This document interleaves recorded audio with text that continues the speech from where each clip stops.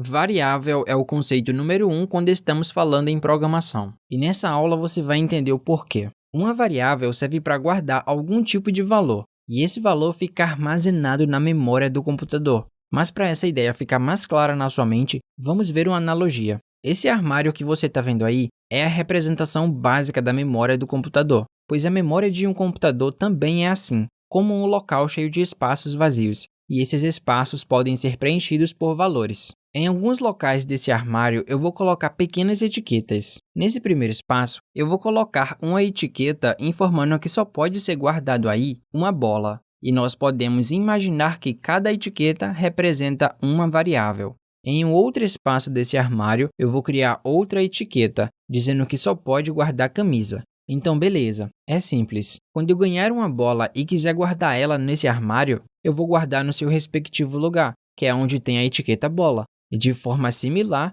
quando eu ganhar uma camisa, eu vou colocar ela no espaço de camisa. Até aí tudo perfeito, né? Mas se porventura eu ganhar uma outra bola e quiser colocar nesse mesmo armário, só olhando você percebe que não vai caber outra bola aí. E com variáveis na programação é exatamente assim. Quando eu coloco um valor em uma variável, eu não consigo colocar outro valor, a menos que eu sobrescreva o valor anterior. Então, para guardar essa segunda bola, eu vou ter que retirar a primeira e colocar a nova. Isso quer dizer também que uma variável ora pode ter um valor, ora pode ter outro valor. É relativo, dinâmico, por isso que se chama variável. Mas enfim, agora que você já sabe o que é uma variável, que nada mais é do que um espaço que pode ser preenchido, vamos conhecer algumas regrinhas para se criar uma variável. Existem 6 regras genéricas para a nomeação de identificadores. A primeira regra é: o identificador deve começar com uma letra. A segunda regra é: os próximos caracteres podem ser letras e números. A terceira regra: não pode utilizar nenhum símbolo, exceto o símbolo de underline. Então você não pode utilizar cifrão, arroba, jogo da velha, porcentagem, asterístico, parênteses, vírgula. Nada de símbolo pode ser usado para nomear um identificador. Somente o underline que é usado para substituir espaços em branco. E por falar em espaço em branco, a quarta regra diz exatamente isso. Identificadores não podem conter espaços em branco.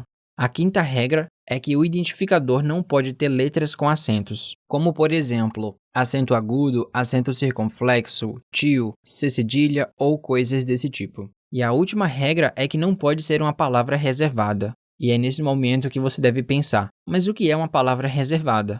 Quando nós estamos programando algo em qualquer linguagem de programação, tem sempre palavras reservadas pela própria linguagem. Por exemplo, no JavaScript tem o console.log, que é o comando que a gente usa para escrever alguma coisa no console. No PHP, tem o echo, que é um comando que a gente usa para imprimir alguma coisa em tela, e por aí vai. Se você nunca teve contato antes com alguma linguagem de programação, talvez fique um pouco confuso ainda, mas eu te garanto que quando chegar esse momento, você vai entender o que eu estou falando. Mas continuando, eu gostaria de te dar uma dica. Não é uma regra, mas é uma boa prática que bons desenvolvedores seguem regiamente, que é: nunca faça abreviações nos identificadores de variáveis. Ao invés disso, sempre escolha nomes intuitivos. Isso porque ler código já é uma tarefa que demanda uma atenção extra. Se suas variáveis forem abreviadas, será mais uma coisa a ser decifrada no código, seja por você, no futuro, ou pelos seus colegas de trabalho. Sabendo dessas 6 regras e essa boa prática, eu vou te mostrar alguns exemplos de identificadores e a gente vai avaliar se eles são válidos ou não. O primeiro exemplo é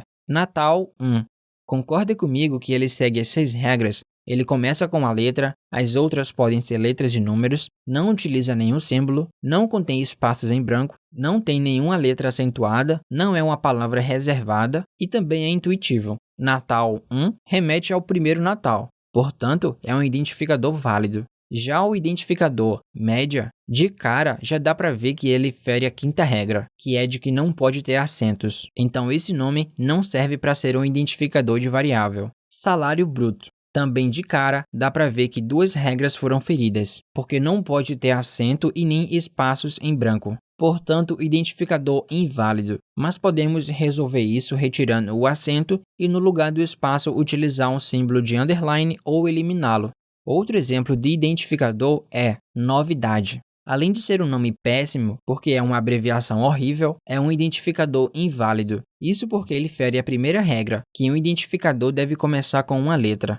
Então é isso. Lembre-se sempre dessas 6 regras e essa dica de boa prática, porque serão muito úteis para você no futuro. E agora que você já sabe o que é uma variável, as regras de nomeação para identificadores, vamos ver então agora um exemplo de uso de variáveis em forma de algoritmo. Nós temos um programa que faz a inscrição de usuários em um sorteio. O usuário precisa digitar o nome dele e o número de telefone. E ao submeter o formulário, nós precisamos exibir uma mensagem para o usuário. Então, nosso algoritmo seria mais ou menos assim. Quando o botão for pressionado, exibe a mensagem: "Olá, fulano, sua inscrição foi realizada. Caso você seja sorteado, ligaremos para o seu número 123456789". Então, beleza, essa é a ideia. Se um usuário chamado João for lá, digitar o nome e número dele e enviar o formulário, ele vai receber a mensagem: "Olá, fulano, sua inscrição foi realizada. Caso você seja sorteado, ligaremos para o seu número".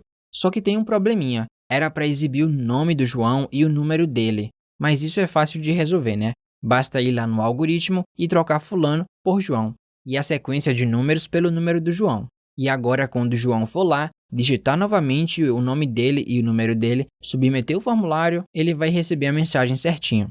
Então tudo funciona perfeitamente. Mas nem tanto assim. Se Maria for usar o nosso programa, digitar o nome e número dela e enviar, ela vai receber a mensagem com as informações do João, porque foi exatamente isso que a gente definiu no nosso algoritmo, e isso é um problema. E a gente vai resolver esse problema implementando o conceito de variável.